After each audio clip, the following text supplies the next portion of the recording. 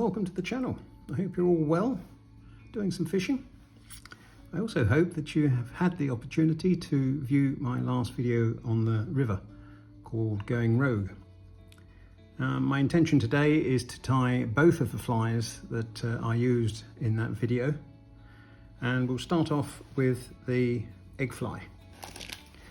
Now the material that I used is this, which is Ecstasy Electric, and the colour is sockeye.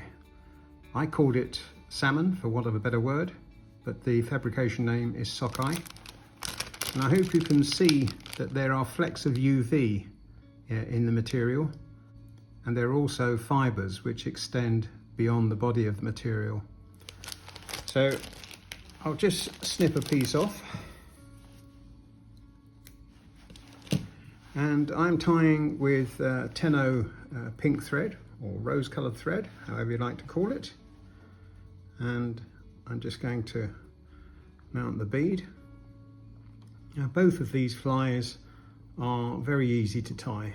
I would think most fly tiers will be able to tie these, and they will be able to tie them fairly quickly too. Right, I'm not going to set this completely because I'll be able to fill in the gap with material. So I'll just trim up the thread, and I'll take my piece of material and I'll bind it in down the hook shank and back up to the bead. In this particular instance, this size 14 is a wide gape with a flat eye. This is a 3.3 silver bead, but I sometimes tie on a curved hook with a down eye, and both are equally as successful. So with most materials that have a core, you need to just pull back the fibres as you wind along. I should think I'm going to need 3 or 4 turns on this particular fly, on this particular hook. I think that's about 3.5, so I'll just tie that off.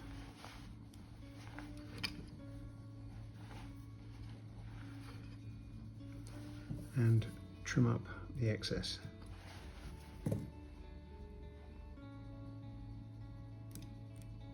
Right, before I tie it off, I'm just going to put a little bit of glue onto the thread.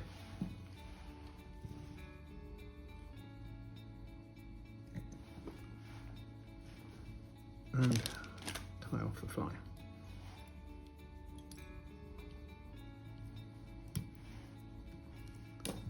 And trim up the tying thread. Now I do like to brush out the fibres on this fly, although of course the river does give it shape as it comes through in the current. But there you go, that is the fly finished. Now Ecstasy comes in, or this electric comes in many different colours. It's up to you to choose the colour, but this is the colour that I used on the day. So let's take this out of the vise.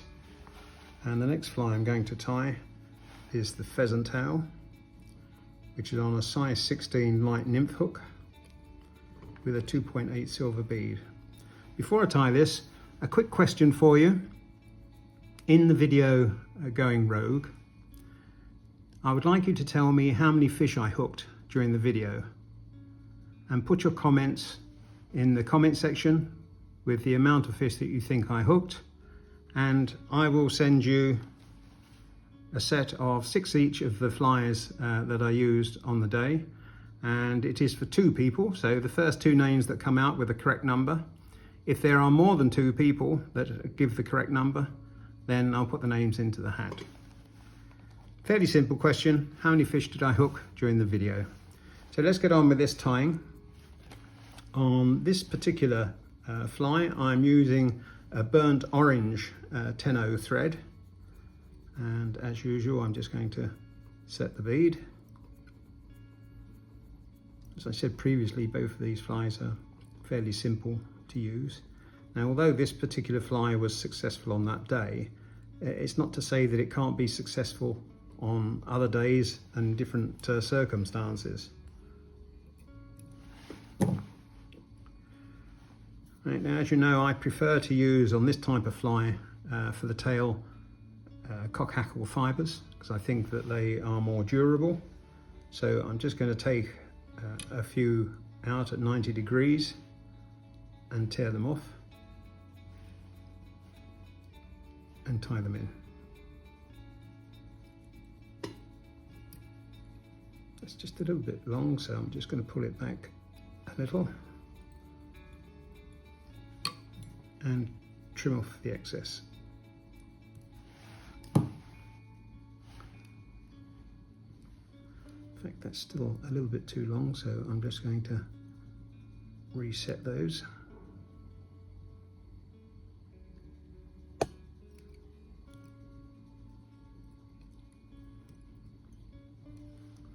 See if I can trim up those pieces. If not, I can tie them in. So this fly does have a rib. It's a copper rib, and it's a fine wire, 009. And I have a length here, which I'm going to tie in. Just pull that to length and bind down the fibres and the copper wire to the rear of the hook shank, trying to keep the fibres on top of the fly. And I'll just put that in the spring. Right, the body is just standard natural coloured pheasant tail, and for this fly I'm using just 3 fibres. Now if you want to use 4 or 5, that's fine, or if you want to use just 2, that's fine also. It's entirely up to you to make up the body of the fly, but 3 is what I used. Now I'm just dampening the fibres because I find them easier to tie in. Just pull back the fibres to length and tie down to the rear of the hook shank. Then bring the thread back up to the eye, to the bead. Just gonna get that bead in the right position, and we're going to wind on the fibres. Probably 8 or 9 wraps, possibly even 10, just to cover the full length of the hook shank.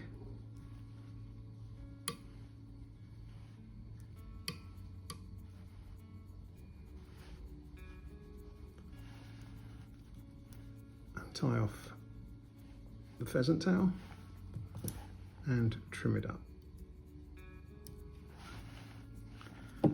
Now the wire, I always like to put the first wrap over the top of the fibres of the tail just to lock them in place, and then this is probably about 3 wraps up the body, 2, 3 and a half, and tie off the copper wire. This should break off. Right, I'm now going to build up the collar using exactly the same tying thread, the burnt orange.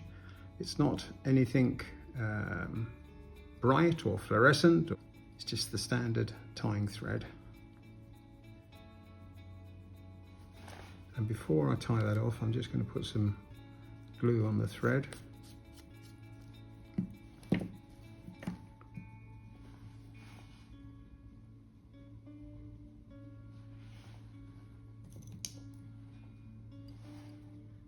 And tie off the fly.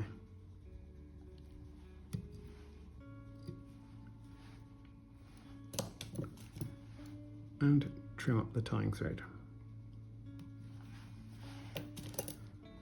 And that's the fly finished. Very simple tie, as I said. And there you have the 2 flies that we used in the video. So don't forget, if you want to have the opportunity of winning 6 of each of these flies, as I say, it's for 2 people. All you have to do is just in the comment section tell me how many fish I hooked in the video going rogue.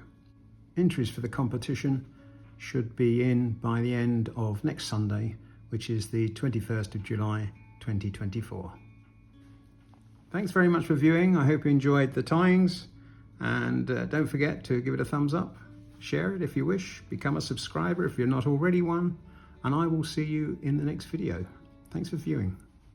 Bye.